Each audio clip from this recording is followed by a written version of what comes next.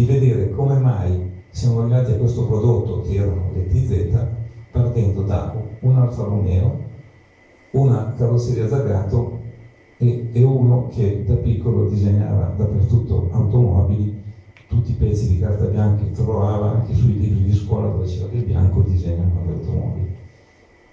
Per Alfa Romeo è chiaro, doveva tenere sempre alto la sua vocazione sportiva. Zagato non era una carrozzeria come ce n'erano una decina, non so quanti, 15 a Torino. C'erano i carrozzieri, cosa facevano? Per ogni modello di serie che usciva facevano l'interpretazione e la maggior parte si ispiravano alle cose americane, cioè c'erano tante pinne, tante cromature. Zagato invece, siccome lui stesso correva, doveva fare delle cose funzionali. Tutto quello che c'era in più, per peso, niente cromatura, niente cose, alluminio. E direi che, un po' come è stato accennato prima, la partenza possiamo dire che è stata la Fiat 8V, con cui Elio vinceva sempre.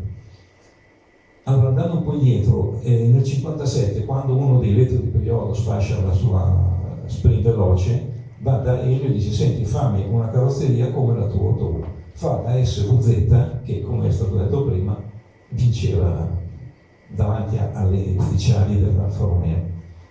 Oltretutto, i altri corridori che compravano la sprint veloce dall'Alfa Romeo, andava da Zagato, faceva togliere la carrozzeria nuova e montava quella. E così ha indispettito un po' l'Alfa Romeo.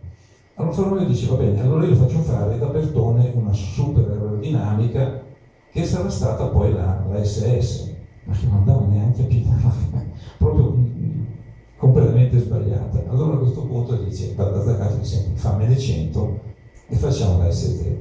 SZ vinceva, però era una vettura nata da una vettura di serie, cioè una berlina di serie, vuol dire che aveva il motore messo sulla sala interiore, il posto di guida avanti per lasciare il posto ai passeggeri dietro, accorciando il passo, però tutto il peso era davanti, vuol dire che quando si entrava in curva tendeva a andarsene. I limiti erano quelli. Infatti, quando sono comparse le Lotus Elite, che erano nate col motore piazzato bene, centrato, così non c'era da fare. Allora Elio non poteva perdere, dice: lavoriamo sull'aerodinamica. Allora lì comincia tutta la storia di fare le prove. Io disegnavo delle forme da mettere, cioè sulla sua vettura che usava per percorrere, io disegnavo delle carenature posteriori che partendo dal taglio porta indietro, questi enormi gusci monopezzo veniva applicato sulla vettura, veniva avvitato, nastrato e io e lui andavamo a provare sull'autostrada. Queste famose, probabilmente l'ho già raccontato tante volte, ma scusate, i vecchi ripetono sempre le stesse cose. E così, provando se c'era qualche miglioramento, cioè io semplicemente prendevo chilometro dopo chilometro il tempo prendendo nota, tornavamo indietro, toglievamo tutto quanto, si riprovava gli stessi chilometri a vedere se c'era qualche miglioramento. Non c'era stato un granché miglioramento fino a quando le miniscienze dico: ma negli anni 30 c'erano due professori tedeschi, Bunibert Kamm e König Faxenfeld, che hanno teorizzato una coda più o meno aerodinamica, però tagliata nettamente, avrebbe dovuto togliere la turbolenza. Infatti abbiamo fatto questa forma che è stata la coda tronca. La coda tronca abbiamo guadagnato quasi 20 km, perciò di nuovo abbiamo tornato a vincere. Contemporaneamente l'Alfa Romeo stava progettando un telaio tubolare fatto da Busso, che prima aveva cominciato a farlo con l'Abarth, poi l'hanno portato in casa, hanno fatto il telaio tubolare, che è diventata, io ho avuto l'incarico di fare la carrozzeria. Come sappiamo, abbiamo visto delle foto, Busso voleva uno Spider, lo Spider naturalmente non era veloce abbastanza, e allora a quel punto lì ho rifatto tutto, ho fatto quella berlinetta che poi è stata quella che era chiamata Giulia TZ, comunemente detta adesso TZ1.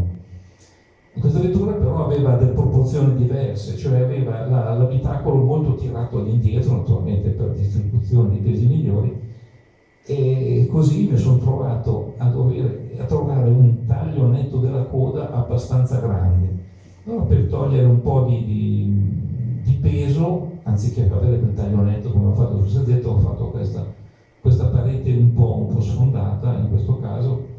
Credo che abbia migliorato un po' anche l'aerodinamica, poi abbiamo aggiunto addirittura un risvoltino e qui è diventata una vettura vincente. Contemporaneamente c'è stato il problema, appunto, come è stato accennato, di chi la deve costruire. Il telaio veniva fatto a Pasignano, quasi meno da Lamborghini, no? Veniva da Zagato, dove montavamo tutta la carrozzeria e verniciata finita, andava a Feletto Umberto, dove venivano montati i gruppi meccanici e veniva. Quando ha cominciato a diventare un po' meno competitiva, è stato elaborato dunque il motore, è stato portato col carte secco, doppia accensione, il posto di guida abbassato, portando il piantone di guida sotto quel famoso tubo ovale, no, che attraversava. Perciò molto più abbassato è venuta la versione che si è chiamata TZ2. A questo punto erano uscite anche delle gomme più larghe ed è stata quell'arma di vincente di nuovo che per un paio di anni, fino a quando poi è stata sostituita dalla 33 e così. Cioè questo è stato un po' il mio contributo allo sviluppo di questa vettura.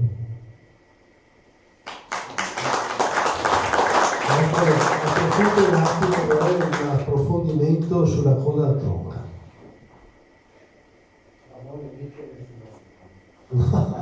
Ce l'ho già, sulla mia c'è già.